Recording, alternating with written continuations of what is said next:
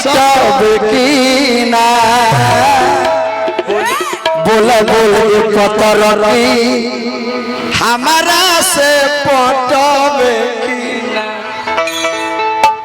यही पर गणेश जी से कहे वाह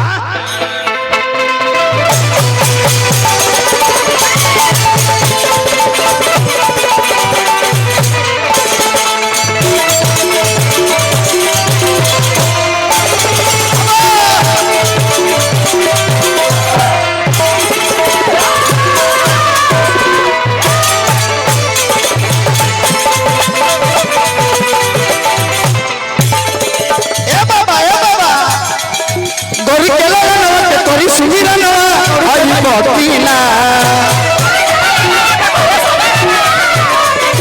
दौड़ के लगा के करी सुमिरन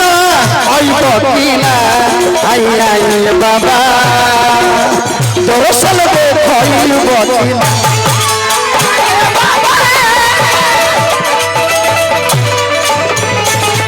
आई आई बाबा दरअसल देखई पकीना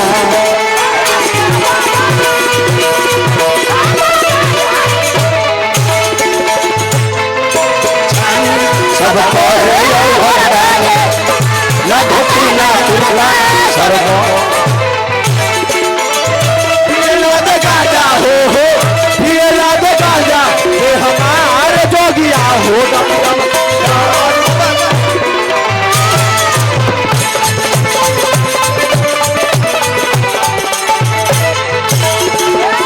छपरना छानी सब कहे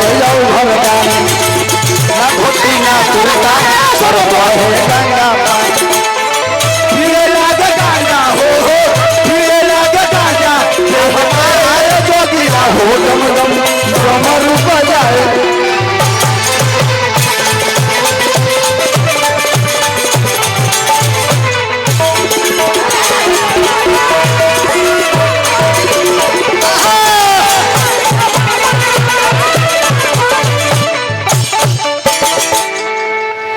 ध्यान यो ध्यान दा हुमत के बनेला ना टिंकू ध्यान दा सीखो ओए बहुत कमी बता रहा मैं ध्यान दा हजारों हजार रुपया का पुरस्कार बारिश को दे हमरो को पुरस्कार मिल बेली जनता रूहचू रहे के चाहे जनता के बीच में मोटिवेट किया अच्छा लगे पड़ेगा अगर हलचल में माने के खूब अच्छा गवैया है अरे वैसी ना वैसे अंगला मांगला रोचो रही है हां जी हलचल मचावे तो रहो बाप रे बाप बैठल वाले तो बुझाता है कि गैरेज में टूटल टेम्पू लागल लड़का कहता है बाबा अरे पियर धोती बाबा पियर जाने हुआ पियर धोती बाबा पियर जाने हुआ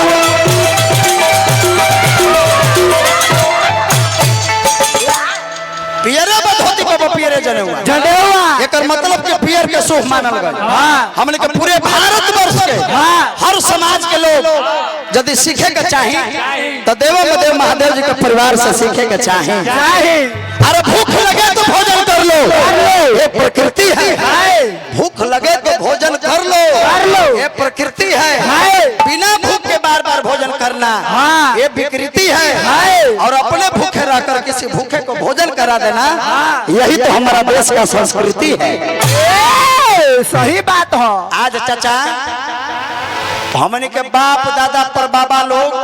पियर पियर धोती पहन के शादी ब्याह कैले आजकल के जनरेशन कैसन हो गई धोती के छोड़ी ना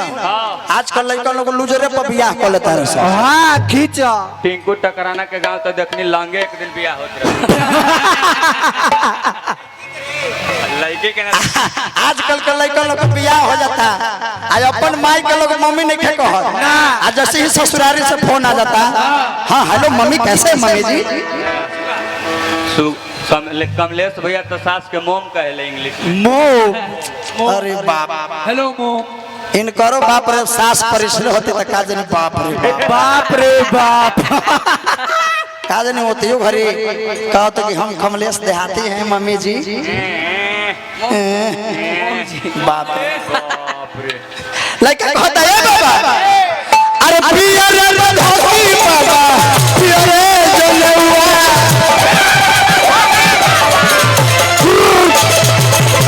पिया रे लागू उनके भोपया के रहुआ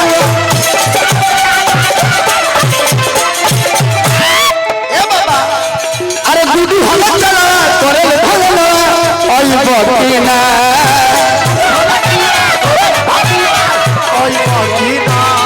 आई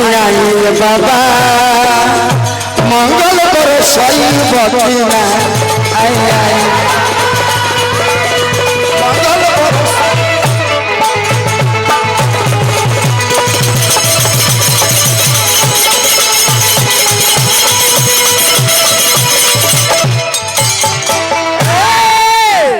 गाना बजाना टाइट होता है। हाँ जी तब गरम गावा गरम रखो गौरव तब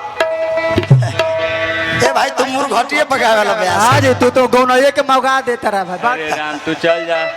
रामचरितमानस के रचयिता गोस्वामी तुलसीदास बाबा हनुमान जी के बारे में वर्णन कइनी